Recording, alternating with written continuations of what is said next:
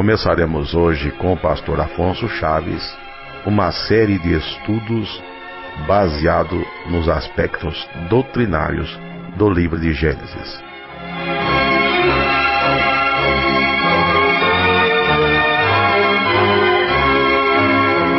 A partir de hoje nós vamos estar reiniciando uma série de estudos, procurando uma linha de estudo contínuo para a nossa meditação na Palavra de Deus. Nos ocorreu de voltar de novo a Gênesis e teríamos a partir de hoje estudo em Gênesis, mas não na forma histórica com que nós já temos ciência, assim entendemos, mas voltando a perceber os pontos doutrinários que estão escritos, marcados para nós, desde as primeiras palavras das Sagradas Escrituras. Lembrando que Jesus mesmo disse, como foi no princípio, como ledes, então vamos estar fazendo esta colocação. Abrindo a palavra em Gênesis, no capítulo 1, vamos estar falando inicialmente da criação, Deus criando todas as coisas. Lembramos que não vamos estar passando como que narrando, mas destacando pontos doutrinários que aqui estão impressos para nós. Porque quanto à narrativa, à história, disso nós já temos ciência, vamos só destacar, sim, a colocação doutrinária que Deus deixou para nós. Lendo o primeiro verso, tão simples e direto, quando diz: no princípio criou Deus os céus e a terra. Esta palavra, criou Deus os céus e a terra, simbolizando isso que tudo que existe, Deus fez. Fato que hoje é discutido, tem oposição, tem quem questiona, mas tão simples, Deus fez. Se lermos a expressão do Salmo de número 33, podemos folhear a Bíblia um pouquinho, Salmo de número 33, o salmista, no passado, cantava este fato de Deus ter feito, criado todas as coisas. Quando, iniciando o Salmo 33, o salmista convida todos a estarem se alegrando em Deus e louvando a Ele. No verso 6 diz: pela palavra do Senhor foram feitos os céus e todo o exército deles, pelo espírito da sua boca. Ele ajunta as águas do mar como num montão, põe os abismos em tesouros. Tema toda a terra ao Senhor, temam-no todos os moradores do mundo, porque falou e tudo se fez, mandou e logo tudo apareceu. Coisa simples. Deus fez, ordenou que existisse e passou a existir. E vemos hoje a oposição da ciência, a falsa ciência, querendo dizer que há uma evolução, muitas vezes citando até a palavra lei da evolução, mentindo descaradamente contra os argumentos da própria ciência, porque nada é lei enquanto não for provado. E até hoje, evolução não foi provada, não tem argumentos de prova. Ao contrário, muitas das ciências modernas contrariam o aspecto da evolução, porque as evidências do que existe na Terra e nos céus, tanto na forma de química, geologia, termodinâmica, na biologia, tudo contraria essa chamada evolução, mas preferem mentir contra a verdade e argumentar de um processo evolutivo. Observem que Deus mandar existir e passar a existir é coisa que já temos ciência, porque mesmo quando estava ali no Egito o povo de Deus, Israel, quantos sinais Deus fez, mandando aparecer coisa que não existia. Vieram piolhos, vieram gafanhotos, rãs do rio Nilo, tanta coisa que Deus fez vir e do nada, só por sua ordem. E isso mesmo na expressão da palavra do próprio servo dele, Moisés. Deus dizia a Moisés: ordene, faça isso. E acontecia. Depois o Senhor atravessando o Mar Vermelho, vemos que ele fazia as águas amargas ficarem doces. O Senhor fez chover o maná todos os dias por muitas décadas ali no deserto, todos os dias, com exceção do sábado. Não era algo natural, era sobrenatural, porque chegava sábado, parava.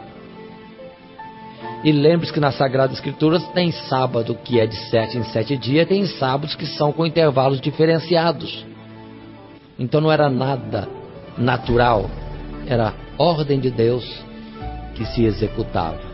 Depois, quando o povo pediu carne, Deus fez surgir animais, aves, voando e caindo sobre o arraial. De onde veio tudo isso? Deus ordenou. Então, Deus tem poder para mandar existir alguma coisa, pronto, e passa a existir. Os apóstolos estavam pescando, não tinha peixe, mas a sua ordem, a rede se encheu de peixes, a ponto de terem que pedir socorro aos outros barcos para ajudarem, para a rede não se romper. Como também de poucos pães e peixes, o Senhor alimentou uma grande multidão. E depois, que diríamos do fato de Lázaro estar já em decomposição na sepultura, e o Senhor Jesus só dizer: Lázaro, sai para fora. Pronto.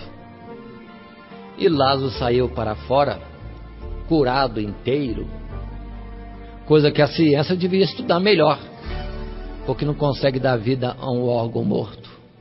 Um órgão, ainda mais a um corpo, um ser vivo.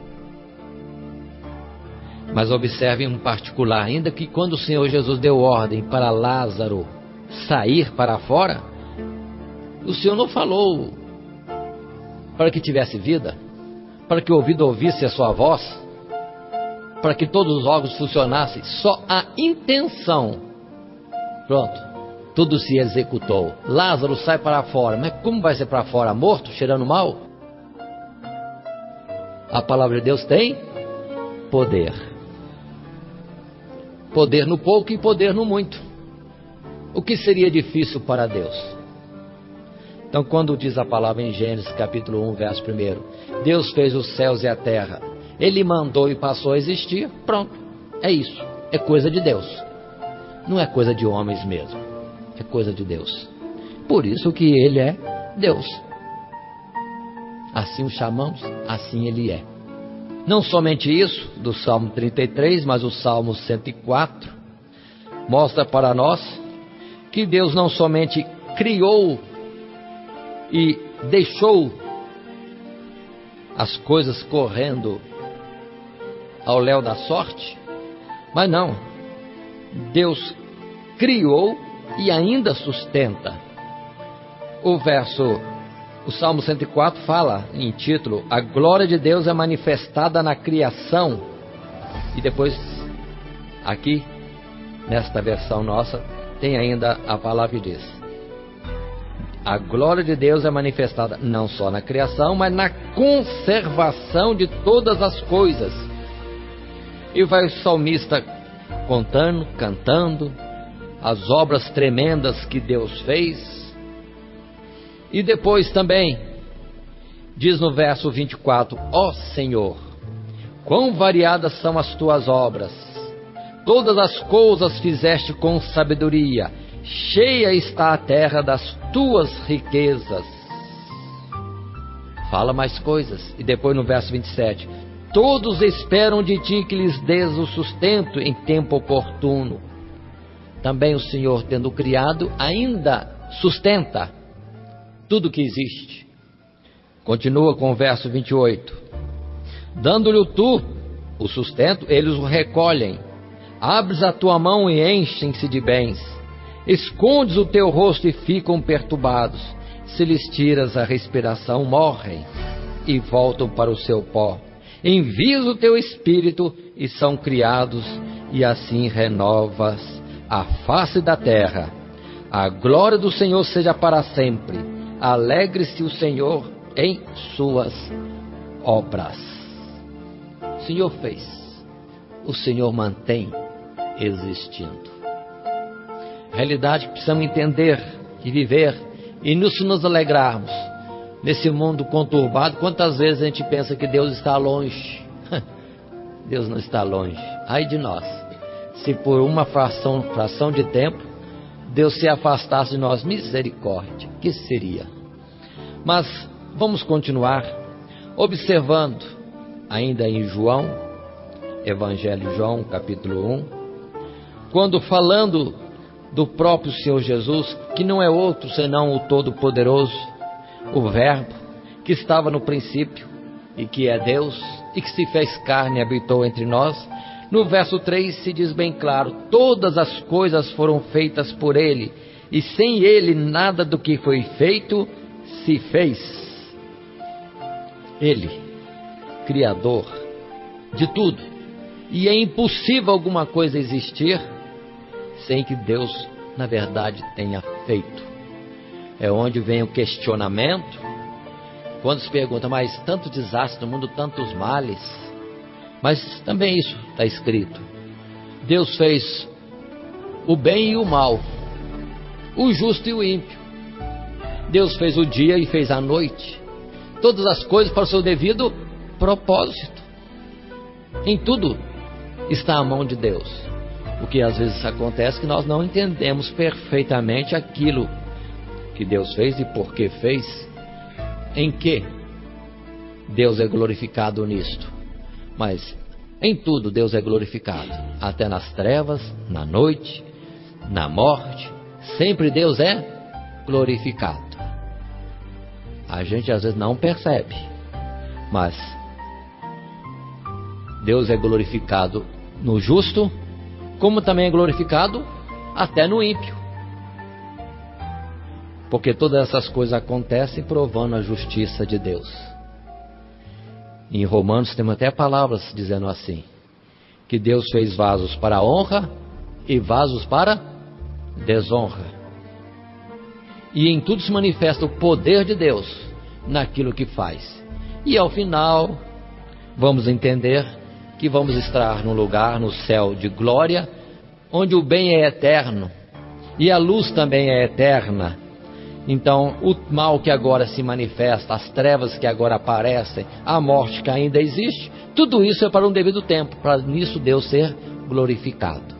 Inclusive, citamos hoje, no momento que houve, quando a palavra de Deus mostra bem claro que o último inimigo que há de ser vencido é a morte.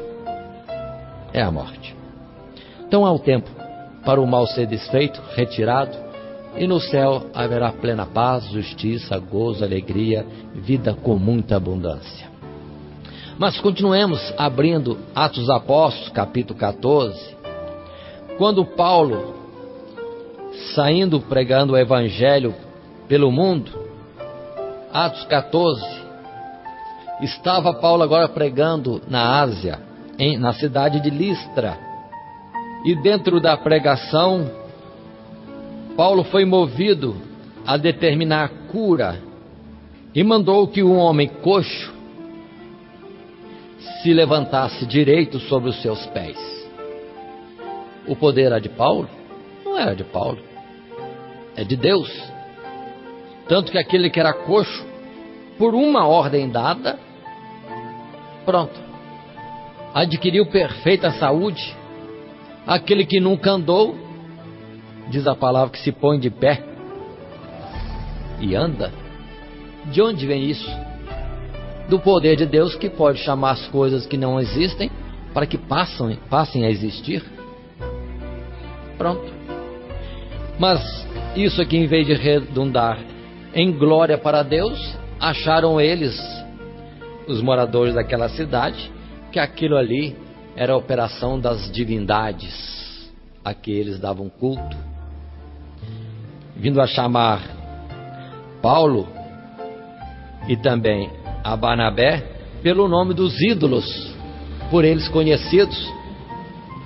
Mas quando Paulo e Barnabé rasgam as suas vestes em protesto, em luto, e começam a argumentar que não é deles, que eles são homens como os outros, mas isso procede de Deus, e que aquilo estava acontecendo e a palavra que ele estava anunciando, conforme está no verso 15, diz assim: nós também somos homens como vós, sujeitos às mesmas paixões, e vos anunciamos que vos convertais destas vaidades ao Deus vivo, que fez o céu e a terra e o mar e tudo quanto há neles, o qual nos tempos passados deixou andar todas as gentes em seus próprios caminhos, e contudo não se deixou a si mesmo sem testemunho, beneficiando-vos lá do céu, dando-vos chuvas e tempos frutíferos, enchendo de mantimento e de alegria os vossos corações.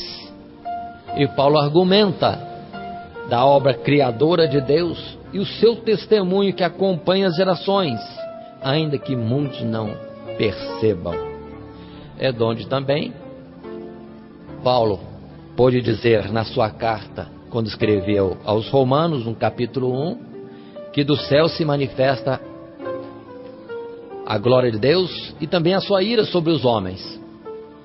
Porque tendo conhecido, vendo as suas obras, não o glorificam como Deus. Mas não tem desculpa, porque as obras criadas manifestam o poder e a divindade de Deus.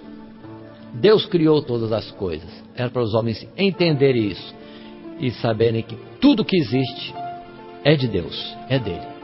Sobre tudo, sobre nós, Deus tem pleno poder como Senhor, dono absoluto. Mas continuando esta passagem, vemos também Paulo defendendo e mostrando a obra de Deus na criação do mundo em Atos capítulo 17. Não vamos estar vendo, seriam palavras semelhantes. Mas depois em Apocalipse, no capítulo 4, quando, tendo João evangelista a oportunidade de ver a glória celestial, podendo ver o trono de Deus e a sua pessoa ali assentada, e toda a glória que o cercava, pôde ver também que nos céus os seres mais supremos em poder e autoridade, assistindo a Deus, não deixam de continuamente estarem confessando com suas palavras, mostrando o seu reconhecimento e a realidade de que Deus tinha feito todas as coisas.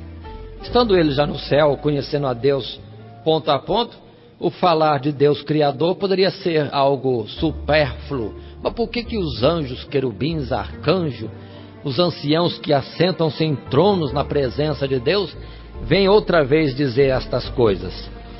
Porque diz a palavra de Deus que quando o louvor se começa a elevar a Deus, verso 10, também os 24 anciãos prostram-se diante do que está assentado sobre o trono e adoram o que vive para todo sempre, e lançam as suas coroas diante do trono de Deus, dizendo: digno és, Senhor, de receber glória e honra e poder, porque tu criaste todas as coisas, e por tua vontade são e foram criadas. Será que temos esta consideração continuamente conosco? Do poder, da realidade, de que existimos porque Deus nos fez? Atribuímos a Ele constantemente a existência que temos?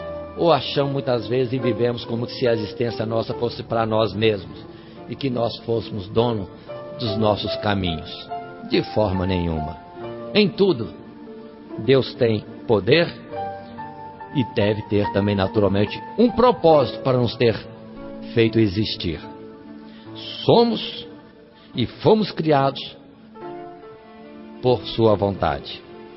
Depois a palavra em Apocalipse capítulo 14 volta outra vez a esta argumentação, quando falando do juízo de Deus sobre o mundo. Apocalipse capítulo 14, desde o verso 6, dentro também de uma visão da glória celestial, temos essa narrativa, quando João diz: e vi outro anjo voar pelo meio do céu, e tinha o evangelho eterno, para o proclamar aos que habitam sobre a terra, e a toda nação, e tribo, e língua, e povo, dizendo com grande voz: temei a Deus, e dai-lhe glória, porque vinda é a hora do seu juízo, e adorai aquele que fez o céu, e a terra, e o mar, e as fontes das águas. Então observe que este princípio é a base de tudo, do senhorio completo, absoluto de Deus sobre o que existe. Total, total. Tanta coisa para se falar no céu, penso eu, imagino, das coisas tremendas que lá existem de glória. Entretanto, a expressão contínua é da realidade, verdade, de Deus ser o Criador de todas as coisas. Nada, nada, nada do que existe existiu por si mesmo, mas tudo que existe foi porque Deus assim o determinou que passasse a existir. Foi por isso também, voltando a Romanos capítulo 11, é que vemos Paulo numa expressão de admiração, de glorificação de Deus. Ele vem a dizer no verso 33 em diante: ó profundidade das riquezas, tanto da sabedoria como da ciência de Deus! Quão insondáveis são os seus juízos, e quão inescrutáveis os seus caminhos! Porque quem compreendeu o intento do Senhor? Ou quem foi o seu conselheiro? Ou quem lhe deu primeiro a ele, para que lhe seja recompensado? Porque dele, e por ele, e para ele são todas as coisas. Glória, pois, a ele eternamente. Amém. Deus tem um direito total sobre tudo que existe, sobre o nosso ser, o nosso corpo, o nosso viver, a nossa existência. Sobre tudo, é direito de Deus. Mas, irmãos, voltemos a Gênesis. Estamos falando do Deus Criador, Deus Senhor, Deus Dono absoluto. Interessante ainda considerar que, observando os fatos de Gênesis e depois de Êxodo, Deus chega a dizer para Moisés que Abraão o conheceu. Abraão conheceu a Deus como Deus Todo-Poderoso, mas como o Senhor não foi conhecido. O que Deus estava querendo dizer? É algo que fica para nós procurarmos entender. Será que no sentido de domínio, senhorio, que Abraão não conheceu? Ou essa expressão Senhor está resumida? Porque dentro da Bíblia, no Antigo Testamento, nós temos a versão, a tradução da palavra que representa o nome de Deus, sempre trocada por Senhor, enquanto deveria ser, quando Moisés perguntou qual o teu nome, Deus respondeu: eu sou o que sou.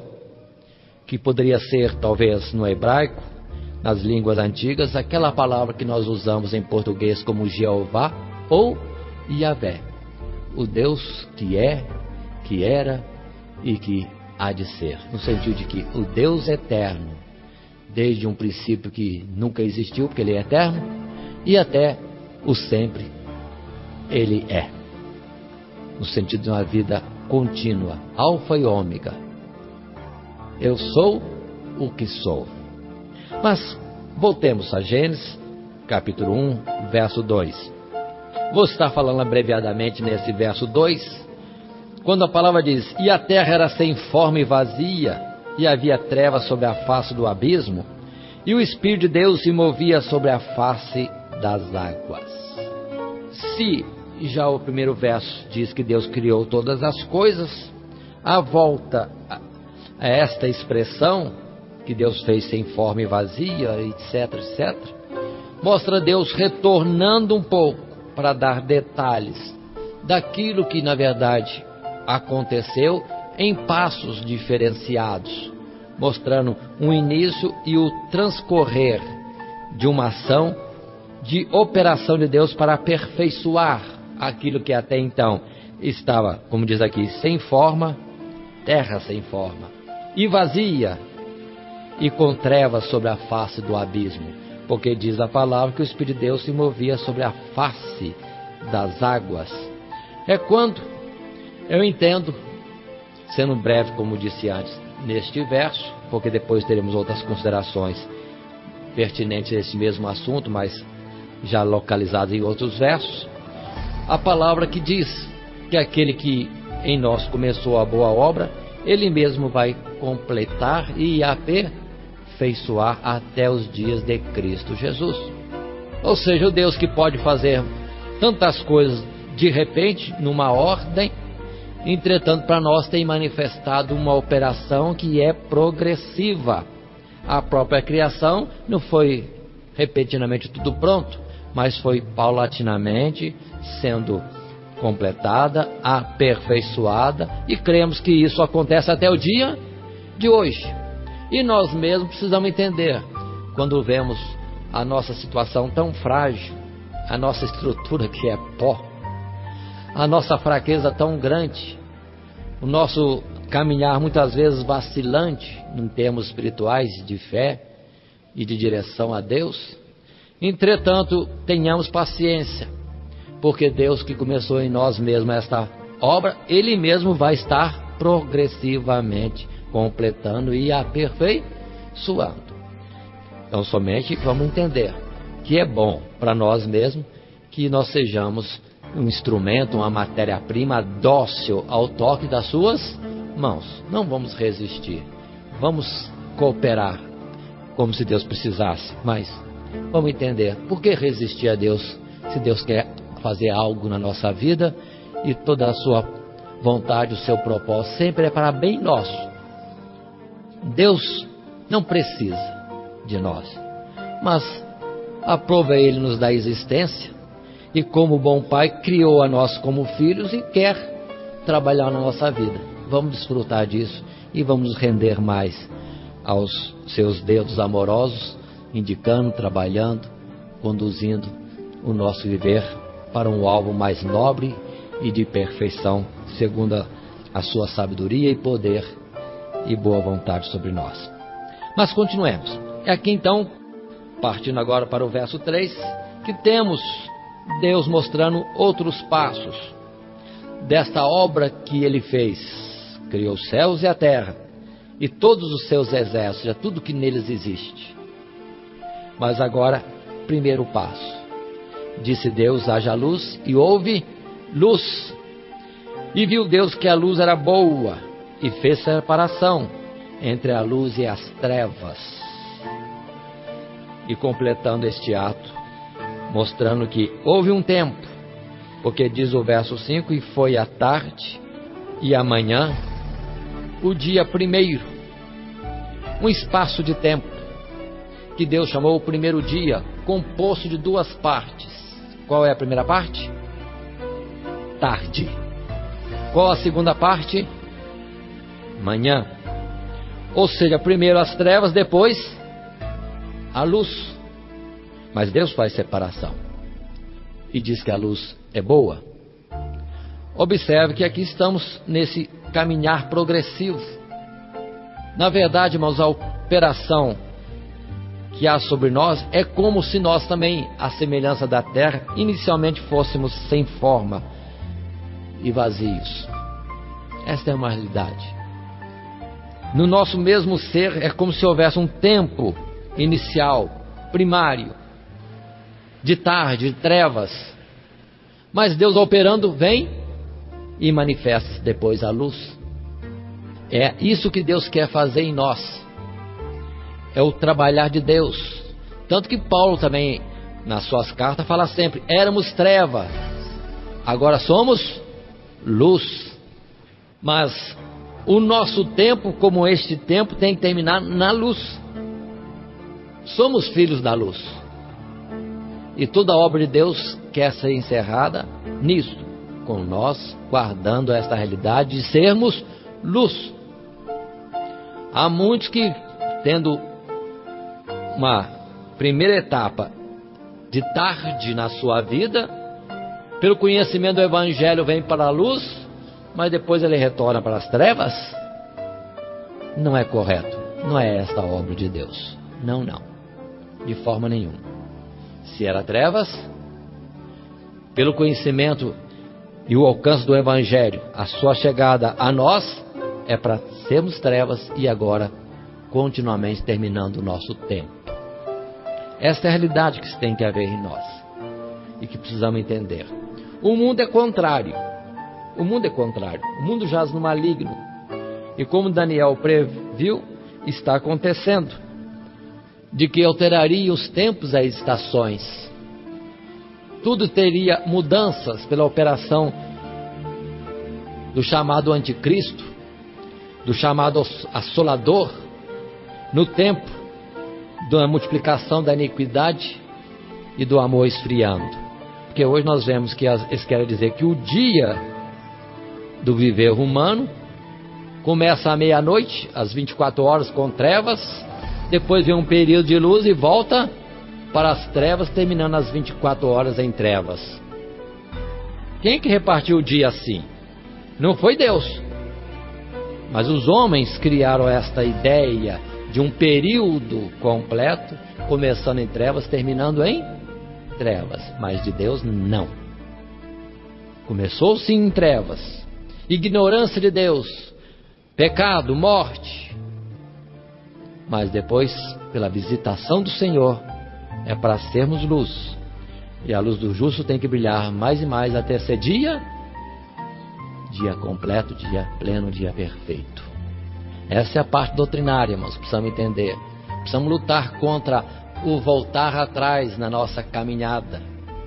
Vemos as igrejas que há décadas atrás tinham uma separação, uma forma diferente de viver neste mundo, no Brasil, nesse nosso país.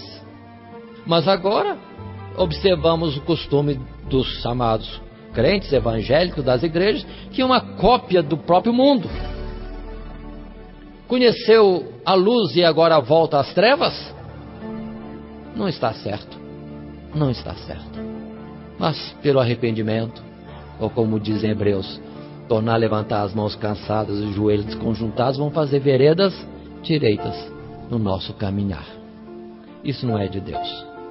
Tanto assim, se nós formos ver mais pontos falando da luz, Deus é luz. E por que Deus qualifica a luz de boa? Justamente porque na luz há, como vamos dizer, percepção de tudo. Tudo é claro, nada é escondido, tudo é transparente. Outra forma de dizer, não tem que ocultar nada, não há fingimentos, não há mentira, tudo está à vista de todos. E Deus é assim, e Deus nos chama para sermos luz e que nossa luz brilhe mais e mais. Vamos abrir dentro deste tema a palavra que está em Efésios no capítulo 5, quando, conforme também já disse no verso 8, se diz: porque noutro tempo erais trevas, mas agora sois luz no Senhor, andai como filhos da luz. E continua ainda a palavra, verso 11: não comuniqueis com as obras infrutuosas das trevas, mas antes condenai-as. 12: porque o que eles fazem oculto, até dizê-lo, é torpe. 13: mas todas essas coisas se manifestam, sendo condenadas pela luz, porque a luz tudo manifesta. Até aqui. A luz tudo manifesta. Aí está a excelência da luz. Tudo manifesta. Nada é oculto. Não há fingimento. Não há mentira. Por isso que também Jesus, falando que Ele era a luz do mundo, veio ao mundo para que o mundo nele crendo fosse salvo. Mas a condenação do mundo é essa, de que a luz se manifestou e preferiram as trevas. Mas quem é de Deus vem para a luz, que vindo para a luz, até aquilo que há de mal nele será manifesto. Não para condená-lo, mas para que seja conhecido e rejeitado. Para que seja rejeitado. E sendo rejeitado, nisso está a obra de Deus, em sermos luz.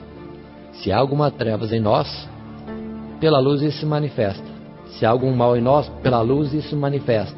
Se há algo oculto em nós, isso manifesta. Se há fingimento, mentira, a luz manifesta. E conhecendo isso em nós mesmos, é para nós lançarmos fora, separarmos luz e trevas e ficarmos com a luz, porque a luz é boa. Não vamos dizer que nós somos perfeitos, temos nossos problemas, mas o conhecê-los não é condenação, é a oportunidade de nós nos decidirmos por Deus, rejeitando aquilo que de mal é em nós, em pequena monta ou em grande monta. O caso é, devemos rejeitar, condenar aquilo que é próprio das trevas. E hoje, meu Deus, como as pessoas estão dizendo que não tem importância. Como é fácil dizer que não tem importância. Não é bem isso que Deus quer. E vive-se de qualquer jeito, como se Deus fosse totalmente tolerante. E Deus não é assim tolerante. Não. De forma nenhuma. Ele pode tolerar a nós em um tempo, como já acabamos de ler, que Deus não imputou ao mundo os seus pecados, mas abriu oportunidade. Deus não teve em conta o tempo da ignorância, mas anuncia agora. Mas a ordem de Deus é separar trevas da luz, a luz das trevas. A luz é que é boa. A luz é que é boa. Portanto, irmãos, vamos entender doutrinariamente. É para o crente, o cristão, viver diferente do mundo. E não entender que Deus é bom Pai e não vai fazer ou trazer condenação. Sim, Ele vai trazer condenação. Ele vai fazer separação. Colocar muitos à esquerda e outros à direita. Ele vai fazer separação. E o tempo é nós agora também fazemos isso. Por isso que naquela palavra que costumeiramente se lê em ocasião da Santa Ceia do Senhor Jesus, em Coríntios capítulo 11, se diz que se nós julgarmos a nós mesmos, não seremos condenados, como o mundo vai ser condenado. Então, se virmos alguma coisa em nós que a luz manifestou, não foge para as trevas. Não, mergulhe na luz e lança isso fora, separado de nós mesmos. É isso que Deus quer.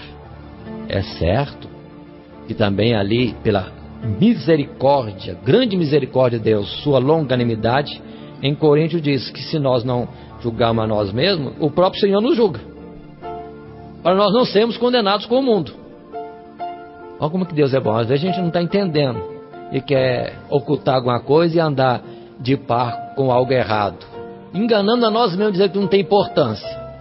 Mas muitas vezes Deus, por bondade e misericórdia para conosco, Ele aponta, Ele deixa de tal forma claro para não ficar oculto, para rejeitarmos, nem que seja por vergonha ou por uma situação calamitosa que nos sobrevenha, lançar fora, porque Ele quer nos salvar. Se entretanto endurecemos com Deus e abraçarmos o mal às trevas,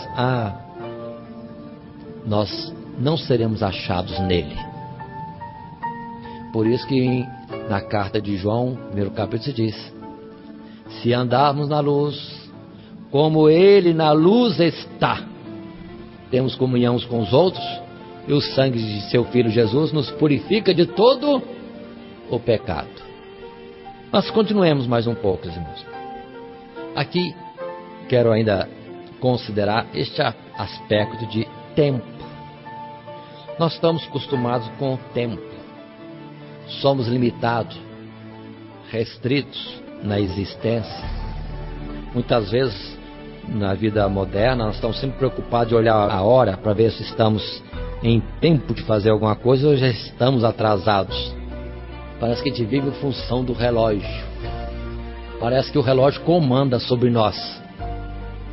E eu pergunto, Deus está preso a tempo? Deus de vez em quando também dá uma olhadinha para ver se está na hora ou se está atrasado? Deus, como Deus, irmãos, nunca será regido, limitado pelo tempo. Ele é que estabelece o tempo. Por isso que Deus nunca está atrasado, ainda que muitas vezes nós falamos que Deus é tardio e demorado. Ou como Marta e Maria, Senhor, o Senhor chegou tarde. Se eu estivesse antes aqui, meu irmão não teria morrido. O Senhor faz o tempo. Deus é que faz o tempo. Ele não é controlado pelo tempo. Mas precisamos entender bem essa expressão de tempo, de um dia, que na Sagrada Escritura se isso repete várias vezes, aqui em Gênesis, mas também na palavra dos profetas sempre se fala que haverá um dia, porque existirá um dia, porque naquele dia. Que dia? Que tempo é esse? E qual a sua duração? Na verdade, irmãos, Deus chama de dia ao período de tempo, de espaço de tempo necessário para Ele fazer uma obra, segundo o seu desígnio, segundo o seu projeto, segundo a sua determinação. Se Deus quiser fazer essa folha de papel, e este for o seu propósito, para fazer esta folha de papel, demorando 1 hora no nosso horário, demorando 1 milênio no nosso modo de controlar o tempo, entretanto para Deus será uma unidade de tempo, porque é o tempo que Ele marcou para fazer esta obra. Deus não está preso a relógio. Por isso, vamos entender que Deus diz, haja luz, algo que poderia ter durado poucos segundos, ou fração de tempo, não sei, ou milhões de anos, não sei. Essa é a nossa conjectura. Mas para Deus foi apenas um dia. Apenas um dia. Como depois, já vamos estar adiantando, quando Deus manda existir a plenitude desse universo, com tantos corpos celestes, atingidos, alcançados pela visão humana, quer seja direta, olho direto, ou pelos instrumentos hoje lançados no espaço, como também aqueles que não foram vistos ainda, Deus fez tudo isso em apenas um dia. Para Deus ordenar a existência dos continentes e os limites dos mares, quando Deus isso determinou, foi um dia, dentro do período de um dia. E os cientistas olham para as montanhas e dizem, para fazer esta montanha é necessário e durou milhões e milhões de anos. O planeta Terra, para existir, foi necessário bilhões de anos. A estrela que existia esfriou. E vai o linguajar da ciência dos homens. Sim, se fosse para nós fazermos, nós já estávamos ainda no primeiro grão de areia, procurando entender como que deveríamos estar fazendo. E talvez imaginasse que para fazer tudo isso levaria milhões ou bilhões de anos. Sim, nós somos limitados. Mas Deus não. Ele mandou existir. Pronto, passou a existir. Quanto tempo? Ele disse, um dia. Um dia. Uma tarefa que levou quanto tempo? Não interessa. Ele é dono do tempo. Quanto tempo ele fez? Haja universo. Haja uma expansão, diz literalmente na Bíblia. Uma expansão no meio das águas. E a expansão Deus chamou de céus. Quanto tempo demorou essa forma de eu dizer? Acho que não deu nem um minuto. Nem um minuto. Pronto. Existiu. E Deus chamou isso um dia. É um dia. É o tempo que Deus determinou para a realização desta obra ou outras etapas que existem progressivamente na sua operação sobre o mundo, no seu trabalhar.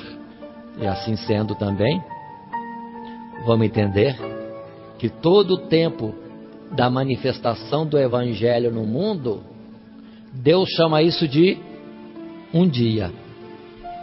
Jesus já veio há 2000 anos atrás. Para nós já são 2000 anos que a mensagem salvadora chegou a nós. Mas para Deus ainda estamos num dia. Eis aqui hoje o dia da salvação. Eis aqui hoje o dia aceitável. Cumprindo a palavra dos profetas, porque haverá um dia anunciando a salvação, em que o Senhor tiraria do mundo o pecado de todos. Um dia seria purificada toda a terra. E vem João Batista e diz, apontando Jesus: eis o Cordeiro de Deus que tira o pecado do mundo. Um dia. Que dia foi? O direito alcançado na cruz do Calvário, entretanto, permanece e atingiu a nós e vai atingir a outros mais, se isso demorar mais algum tempo no nosso ver. Mas dentro do projeto de Deus é apenas um dia, o dia aceitável, o dia da salvação, que muitos de nós dizemos a dispensação da graça, tempo da dispensação da graça, ou que os profetas e a palavra de Deus resume: hoje, se ouvides a sua voz, não endureçais os vossos corações. Esse hoje foi ontem, se hoje é hoje, e amanhã, se Jesus não voltar, para aqueles que estiverem vivos, ainda é hoje. Tempo de salvação. Sobre nós mesmos, porque estamos num processo, e sobre outros mais, que estão ainda por vir. Dia de Deus. E assim, observe que vamos continuando, em Gênesis capítulo 1, Deus progressivamente fazendo todas as coisas. Não há controvérsia quando no dia 4, verso 14, Deus determina a existência dos luminares nos céus, sol, lua e estrelas. Sol chamado de luminar maior e a lua chamada de luminar menor. Ali Deus colocava esses corpos celestes em posição, em movimentação, adequados para que o homem tivesse um sistema tal que pudesse continuar existindo, com o sol trazendo luz e afastando, trazendo a noite, trazendo o calor para energetizar todas as coisas, dar vida às plantas, a nós mesmos e tanta coisa. Mas a luz foi criada no primeiro dia. Agora foi só sol e lua e estrelas que Deus estava colocando nos devidos lugares e também nos devidos movimentos, porque no movimentar de tudo isso é que nós temos noção de tarde e manhã, dia e noite, e das estações, das semanas, dos meses, dos anos. Agora Deus criou um relógio para nós, que é este tempo. Mas, entretanto, aquele que está em Cristo Jesus precisa entender que tem o relógio material para a vida terrena e há o relógio de Deus, que é totalmente espiritual e que é regido pela vontade de Deus. Em que tempo estamos na vontade de Deus? No início do dia, no meio do dia, no final do dia? Qual é o nosso tempo? Deus sabe. E precisamos estar prontos nesse dia, segundo o operar de Deus. Continuando mais um pouco, chegamos ao 6º dia, quando Deus já tinha feito tanta coisa, inclusive toda a vegetação, inclusive todas as aves, todos os répteis e todos os seres viventes no mar, grandes e pequenos. E Deus também no 6º dia cria todos os animais, em termos de aqueles que eram besta fera ou o gado nas suas espécies, tudo no 6º dia, para então Deus fazer por fim o próprio homem. Observem, 6º dia. E é aqui, conforme já conhecemos, mas vamos observar mais uma vez a parte doutrinária da obra criadora, que Deus determina ao nos formar que nós seríamos segundo a sua imagem e sua semelhança. A sua imagem, a sua semelhança. E entrega ao homem criado o governo de tudo aquilo que foi feito. Tudo para o homem governar.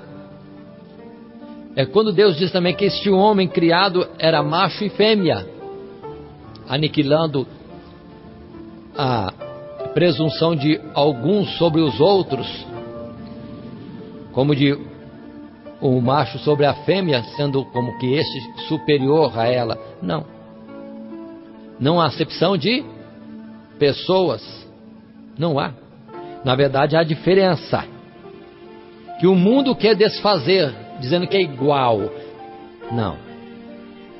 Não é igual na vocação, no propósito que Deus tenha a respeito de cada um. É igual no valor, na expressão do amor de Deus para cada um, porque tanto o homem no sentido macho como o fêmea, ambos são chamados para ser a semelhança e a imagem de Deus. Essa imagem e semelhança que não é nada físico também, é no sentido espiritual, é no sentido das virtudes, o que nós vamos encontrar em Efésios e em Colossenses, quando Paulo ali escrevendo diz que na verdade, tendo o homem perdido essa imagem e semelhança, com a chegada do Evangelho, ele tem que deixar o velho homem, de ser o homem velho, terreno, desligado de Deus, para ser um novo homem, espiritual, celestial, segundo o propósito de Deus, criado à sua imagem e semelhança. Aí cita, em santidade, em justiça, em conhecimento. E depois vemos Pedro citando, se chegamos ao Senhor pela fé, precisamos progredir em ciência, em compaixão, em longanimidade, em moderação. Precisamos chegar mais a Deus crescendo em fé. Precisamos crescer mais à imagem e semelhança de Deus, em especial no amor, que é o vínculo da perfeição. Ou como Paulo diz, sede imitadores de Deus como filhos amados. São nas virtudes que são próprias de Deus que Deus quer que sejamos formados. Não temos condição de fazer isso em nós mesmos, como já disse antes, mas entretanto, Ele que começou em nós a boa obra, paulatinamente vai progredindo nesse processo. Por isso também que diz a palavra que o nosso exterior, a tendência é corromper-se, mas entretanto o nosso interior tem que se renovar sempre, de fé em fé, de glória em glória. Tanto que ao terminar a nossa existência e Deus nos recolher do presente tempo e desta forma de vida na terra, ao nos fazer entrar nos lugares celestiais, vamos receber um outro corpo. Que corpo? Incorruptível e imortal. Aí cumpre-se a palavra de Deus em nós, que nós seremos deuses na sua presença, porque como Ele é, nós seremos. Não é pouco, não é pequeno, baixo o alvo que Deus tem para nós, mas nós chegamos à sua imagem e semelhança a este nível. Por isso está escrito, repito, vós sois deuses. Isso referindo àqueles que são atingidos pela obra de Deus, obra salvadora. Irmãos, o que Deus tem para nós é tremendo. Por isso que Paulo disse que olho nenhum viu. Não viu. Ouvido nenhum ainda conseguiu ouvir o que Deus tem preparado. Como também não subiu a pensamento de ninguém o que Deus tem preparado para nós. Só fica essa ideia, a imagem e semelhança de Deus. Mas é clara a palavra, vamos repetir. Quando em João, no capítulo 3, diz: grande é o amor de Deus para conosco, e nos chamar para sermos seus filhos. Ainda não é manifesto que somos filhos de Deus, ainda mais quando vem a enfermidade, a dor, a morte. Mas entretanto, vamos entender, o processo continua. Deus está nos aperfeiçoando. E vai chegar naquele dia, quando Ele se manifestar, que nós também seremos manifestos. Aí sim, como filhos de Deus. E como Ele é, nós seremos. Porque como Ele é, nós o veremos. É muita presunção querer isso. Mas Ele está dando. Ele está fazendo. Muitos de nós costumam dizer: se eu conseguir entrar no céu, ser o porteiro que vai fechar a porta do que é externo aos céus, está muito bom. O que Deus quer é muito mais: assentarmos com Ele na mesa, no banquete celestial para todos sempre. É um mistério muito grande, mas é o projeto de Deus para nós. Entretanto, mas observe que Deus criou o homem neste 6º dia, e depois diz a palavra que vem o 7º, no qual Deus descansou. E assim temos o completo desse período nos 7 dias.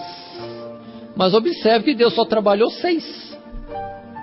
Por que nós não falamos que Deus fez todas as coisas em 6 dias? Porque na verdade não termina nos 6 dias, termina com o 7º dia, do repouso, do descanso, do desfrutar do que foi feito. É onde, entendo eu, que nós, nesse projeto de Deus, estamos ainda no 6º dia. Para alguns, oxalá existam muitos, todos nós, que estejam já tenham atingido o 7º dia. Porque na verdade nós ainda estamos no processo de estarmos sendo criados, trabalhados para sermos a imagem e semelhança de Deus. E a plenitude da obra de Deus em nós não é no 6º dia, é no 7º, quando vamos com Ele descansar por toda a eternidade. Mas como já disse, isso pode ser feito hoje, pode se completar hoje, conforme Jesus mesmo disse: vinde a mim todos vós estáis cansados e oprimidos, vou dizer, incompletos, que Ele vai trazer descanso e este completar da nossa existência, porque nele nós achamos o verdadeiro descanso. Estamos na labuta ainda, irmãos. Então, no aspecto de estarmos ainda na terra, estamos como que na batalha, no bom combate, como disse Paulo. Estamos ainda no processo de Deus ainda estar amassando a nossa vida para ser a sua imagem e semelhança. Que Deus faça que chegue logo o 7º dia. Aí será o descansar eternamente com Ele, no dia que também é eterno. Porque no céu não existe 2 dias, 3 dias, 4 dias. Lá haverá um dia apenas. Que dia? O dia eterno da luz. Porque nunca haverá trevas para dizer que virá um outro dia, trazendo outro ciclo de dia e noite, com outras realizações, uma coisa infinda. Não. No céu termina este ciclo e haverá luz plenamente. É o dia eterno de Deus na glória celestial.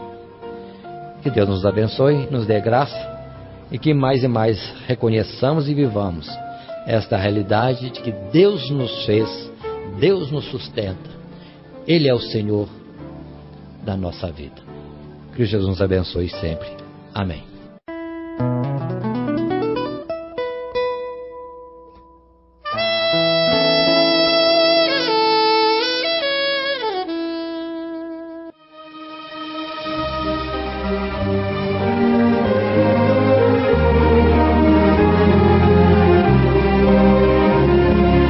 Querendo adquirir cópia desse estudo, ligue para a prestadora 12 3648 1818.